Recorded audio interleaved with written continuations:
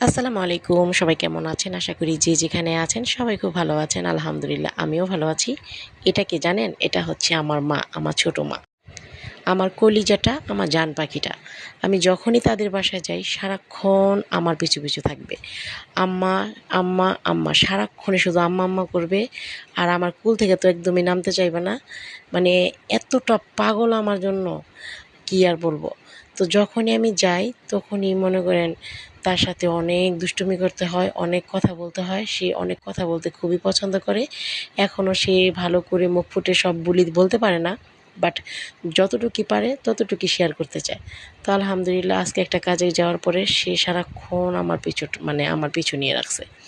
আমার সাথে এই গল্প সেই গল্প, আমাকে পাপ্পি দেওয়া, মানে আমার পিছু পিছু ঘোরা, রান্না করতে যাই আমার সাথে রান্না করবে, মানে সারাক্ষণই দুষ্টুমি করবে আমার জান পাখিটা। তো যাই হোক, যখনই যাই মানে সারাক্ষণই থাকে। আসার সময় যে আমার এতটা কষ্ট লাগে, ওরে ফেলে আসতে ইচ্ছে করে না। তো কি করব, যখন কাজ শেষ হয় তখন আবার বাসায় চলে আসতে হয়। তো সবাই আমার আম্মুটার জন্য দোয়া করবেন যাতে ও জীবন অনেক বড় হয়, অনেক ভালো থাকে আর সবসময় যাতে সুস্থ থাকে।